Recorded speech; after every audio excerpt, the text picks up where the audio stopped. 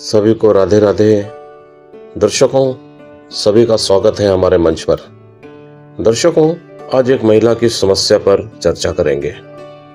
इन्हें अपनी समस्या से निपटने के लिए कुछ सुझाव की आवश्यकता है, इसलिए इन्होंने अपनी समस्या यहाँ शेयर की है। इनकी समस्या सुनने से पहले अभी तक यदि हमारे चैनल को सब्सक्राइब नहीं किया है तो सब्सक्राइब कर लें, और वीडियो पसंद आए तो लाइक और शेयर भी कर देना।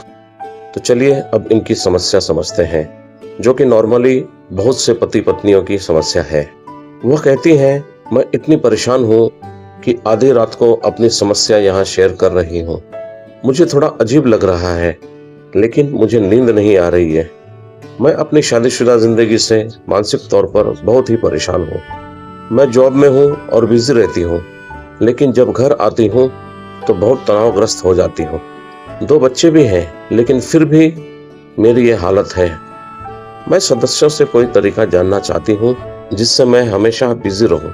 किस चीज से जुड़ूं जिससे मेरे दिमाग को आराम मिले। मेरी शादी को 9 साल हो गए हैं। पति मेरे साथ कितना भी गलत करें, मैं उनको अपने दिमाग से निकाल नहीं पाती हूँ।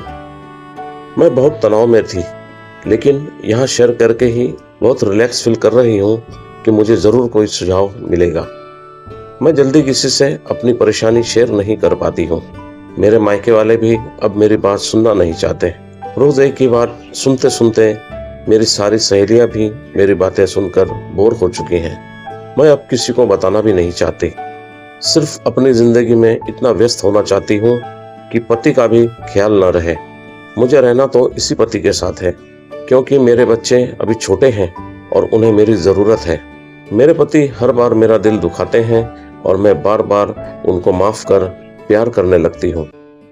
मेरे लिए उनको अपने मन से निकाल पाना बहुत मुश्किल है। ससुराल के अन्य लोगों का अब मुझ पर फर्क पड़ना बंद हो गया है। कोई ऐसा तरीका बताइए कि मेरे पति कोई हरकत करें या कुछ बोले तो मुझे कोई फर्क न पड़े। कोई ऐसा उपाय बताएं कि मैं उनकी हरकतें देखकर भी रिलैक्स रहूं। मैंने नो रिएक्शन, लेस कम्युनिकेशन को भी अपनाया, जो कि पति के अलावा दूसरे लोगों पर बहुत कारगर रहा, लेकिन यह उपाय पति के लिए कारगर नहीं हो पा रहा। मैं उनसे बोले बिना नहीं रह पाती। बिना गलती के मैं ही माफी मांगती हूँ जो वो मुझसे नहीं बोलते। यह सब सोचकर ऐसा लगता है कि मेरा सिर फट जाएगा। मुझे कोई अच्छा उपाय बताएं। दर्शकों, इन्होंने सुझाव मांगा है, इसलिए सभी से निवेदन है कि आप अपने अनुभव से इन्हें कोई सुझाव जरूर दें, ताकि इनका जीवन कुछ आसान हो जाए। लेकिन हम एक कहानी के माध्यम से कुछ सुझाव देना चाहते हैं, शायद इनके काम आ जाए। वैसे यह सुझाव हर उस इंसान के लिए है जो अपने आत्मसम्मान से समझौता कर लेते हैं ताकि रिश्ते बने रहें। तो चलिए सुनाता हूँ। एक आदमी जो पशुपालन का शौकीन था, वह एक मुर्गा खरीद लाया। एक दिन उसका मन हुआ कि मुर्गे को काट कर खाया जाए, लेकिन मुर्गे की नज़र में बुरा भी नहीं बनना चाहता था।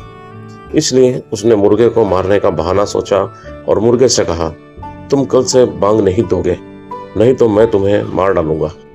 मुर्गे ने कहा, ठीक है मालिक, जैसा आप चाहते हैं वैसा ही होगा। सुबह जैसे ही मुर्गे के बांग का समय हुआ, मालिक ने देखा कि मुर्गा बांग नहीं दे रहा है, लेकिन हमेशा की तरह अपने पंख फड़फड़ा रहा है।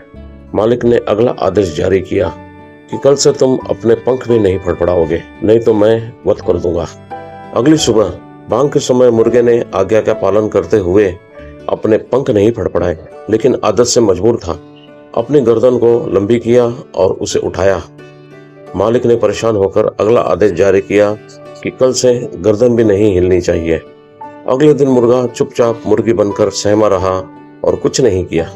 मालिक ने सोचा, बात तो बनी नहीं।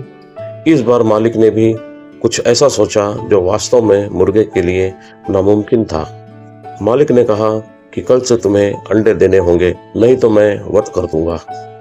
अब मुर्गे को अपनी मौत साफ दिखाई देने लगी और वह बहुत रोया। मालिक ने पूछा, क्या बात है, मौत के डर से रो रहे हो? मुर्गे का जवाब बहुत सुंदर और सार्थक था। मुर्गे ने कहा, नहीं, मैं इसलिए रो रहा हूँ कि अंडे न देने पर मरने से बेहतर है बांग देकर ही मरता। बांग मेरी पहचान और अस्मिता थी। मैंने सब कुछ त्याग दिया, तुम्हारी हर बात मानी, लेकिन जिसका इरादा ही मारने का हो उसके आगे समर्पण नहीं, संघर्ष करना चाहिए। जान तो बिना संघर्ष भी जानी ही है। शायद संघर्ष से जान बच जाती, और ना भी बचती तो इज्जत की मौत तो मिलती। लेकिन मैंने अपनी अस्मिता भी खोई और मौत भी टली नहीं। इसलिए मित्रों, मुर्गा बनकर जीना छोड़ो, वरना यह दुनिया एक दिन तुम्हें काट कर खा जाएगी। अपने अस्तित्व, अपनी अस्मिता की रक्षा के लिए संघर्ष करना पड़े तो पीछे नहीं हटना चाहिए।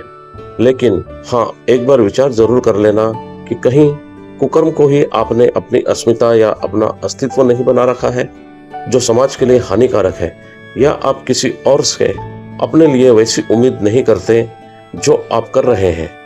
यदि ऐसा है तो वह अस्मिता नहीं बल्कि झूठी अकड़ है। इसका जितनी जल्दी हो सके त्याग करिए।